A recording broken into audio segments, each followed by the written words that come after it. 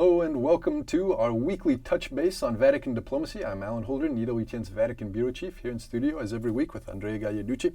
Andrea, this week today specifically, we're marking the 75th anniversary of the Liberation of Auschwitz, the concentration camp in Poland, where hundreds of thousands of Jews and also Catholics were killed during World War II.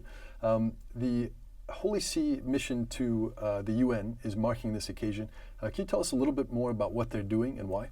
Well, there will be an event there is an event, I think, currently now at the UN headquarters, sponsored by the Holy See Mission and the Pave the Way Foundation in US. It's an event about how the Holy See saved lives during the Shoah. It's the first time ever the Holy See is sponsoring such an event at the Holy See Mission. It's, there is a panel of people, among them there is Johan Hicks, that is the director of the archives of the second section of the Secretariat of State, that is the section for diplomatic affairs. With this panel, with this event, the Holy See Mission is trying to shed light on what the Holy See actually did for Jewish. Everybody thinks that the Holy See did nothing because there is a black legend also about Pius XII. It's not true. Not just Pius XII hid Jewish, helped Jewish out, but also the church all over the world did something. For example, John XXIII, during the time of the war, he was apostolic delegate in Turkey. And he was very active in saying Jewish in Turkey, along with a German minister that was a Catholic, von Papen. And is one of this is one of the hidden stories of the war that nobody's talking about. And the Holy See wants to shed light on that. And how else is the Holy See or the Church in general marking this occasion? Oh well. The Pope is sending a special envoy to Auschwitz for the liberation of Auschwitz, and there was an envoy to Yad Vashem because Yad Vashem is the museum of the Shoah that is in Jerusalem, is in Israel. So the Holy See is sending envoys over there. Cardinal Koch is going to Auschwitz to represent the Pope.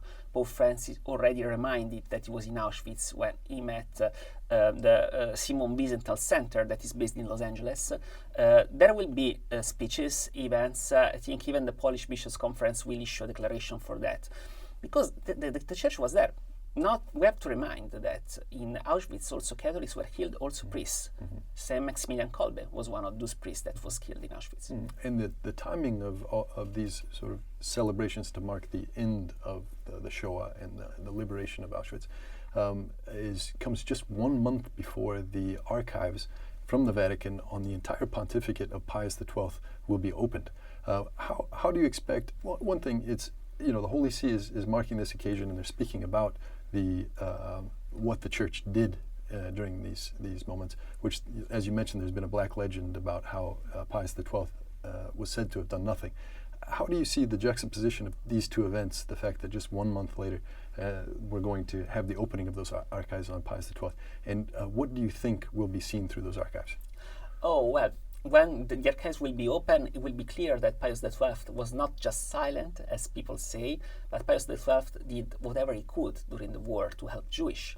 And in fact, right after the war, Golda Meir, that was the Ministry for Foreign Affairs of the newborn state of Israel, sent official thanks to Pius XII for what he did for Jewish. There is a black legend. The archives will shed light of a different history. Pius XII made provisions, also asking convents and monasteries to heed Jewish.